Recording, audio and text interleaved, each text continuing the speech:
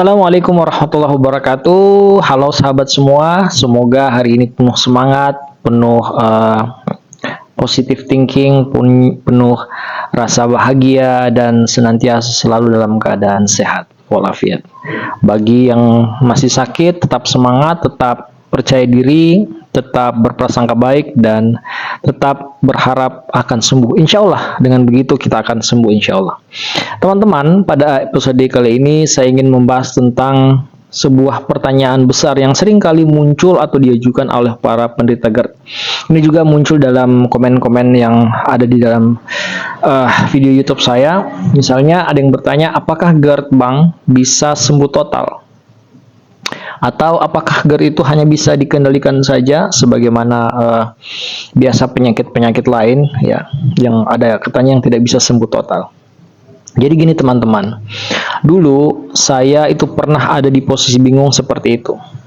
Setelah bertahun-tahun sakit GERD, saya sering bertanya apakah saya ini akan begini terus ya selamanya seperti ini, ataukah saya bisa sembuh total.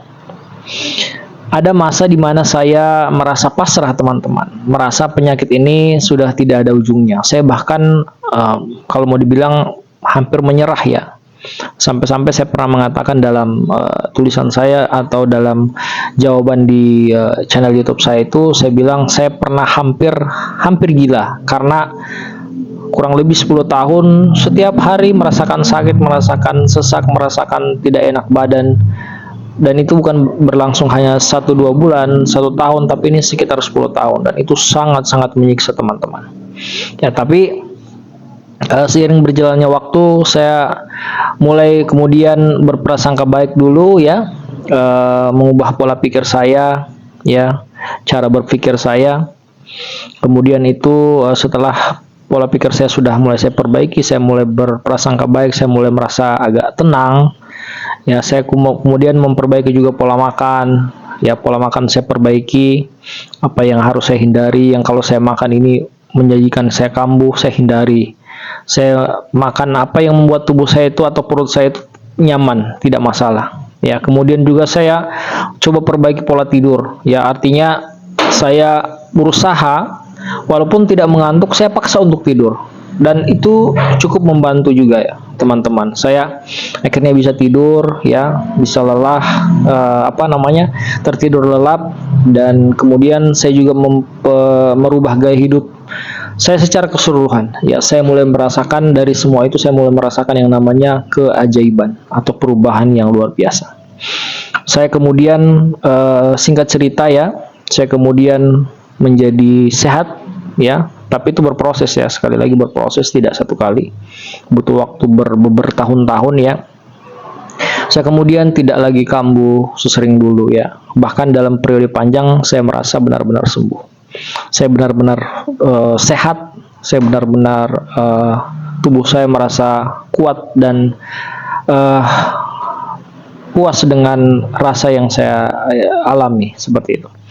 Jadi teman-teman, dari sisi medis memang GERD ini memang dikategorikan sebagai penyakit kronis ya, kalau memang sudah kronis. Karena GERD ini kalau menurut saya berdasarkan pengalaman ada tahap-tahapan ya, ada tahapan pertama di mana tidak apa-apa atau tidak terlalu parah ya, masih bisa beraktivitas normal. Ada tahap kedua di mana sudah mulai agak-agak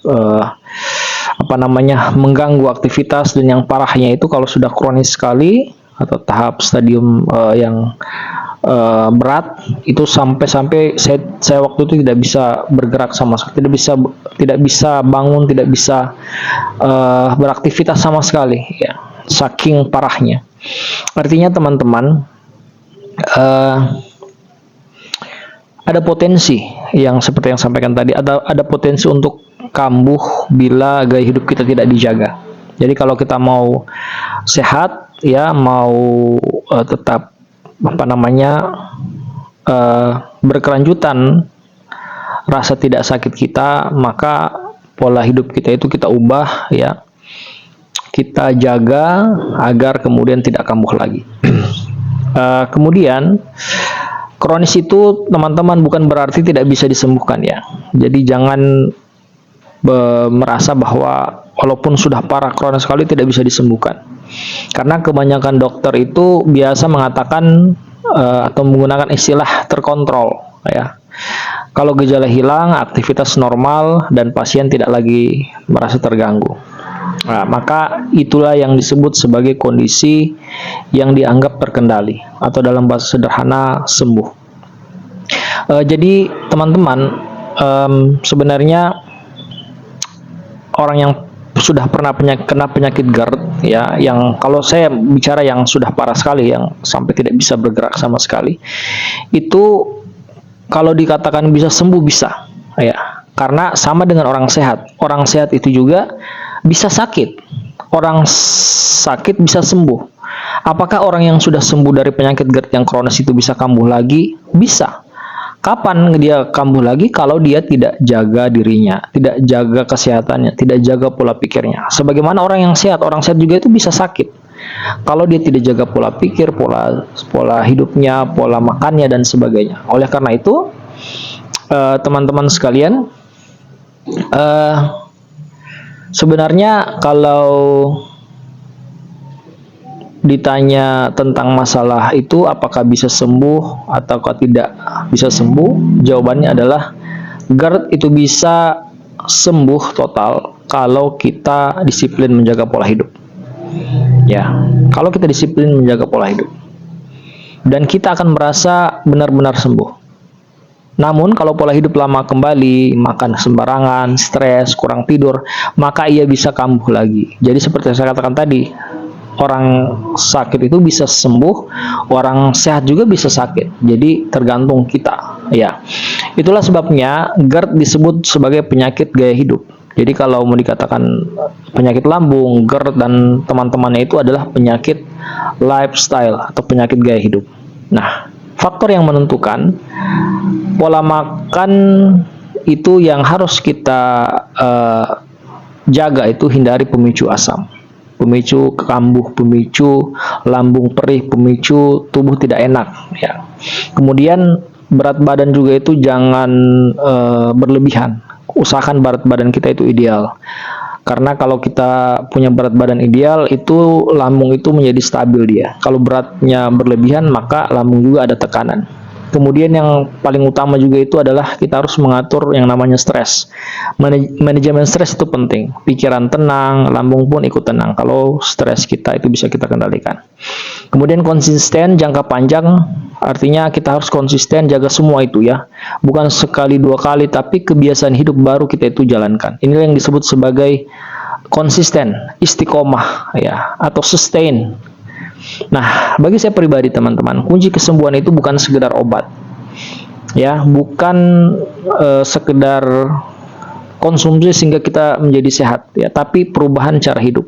Kalau kita hanya mengandalkan obat tanpa perubahan gaya hidup, biasanya kambuh terus, ya. Tapi kalau gaya hidup sudah benar, insya Allah GERD bisa sembuh, bahkan hilang gejalanya untuk waktu yang lama, ya. Jadi jangan khawatir. Hilangkan pikiran-pikiran yang merasa saya tidak bisa sembuh, saya tidak bisa sehat, saya tidak bisa kembali seperti dulu. Insya Allah bisa, kalau kita mengikuti aturannya yang benar, ya teman-teman. Jadi bayangkan teman-teman, tubuh kita itu seperti rumah, ya, seperti sebuah rumah. Kalau atapnya bocor, kita bisa menambalnya dengan cepat. Tapi kalau pola hujannya atau curah hujannya itu sama, bocor bisa muncul lagi. Solusinya bagaimana? Perbaiki struktur rumah secara menyeluruh. Begitu juga dengan GERD, teman-teman. Ya, bukan hanya tambal sulam saja penyakitnya ini, tapi perbaikan total lewat gaya hidup. Jadi gaya hidup kita ubah, ya, pola pikir kita ubah. Jadi gaya hidup itu mencakup semua, ya, pola pikir, pola makan, pola sikap, pola hidup kita, ya, kita jadi lebih baik lah. Jadi ada yang namanya perbaikan.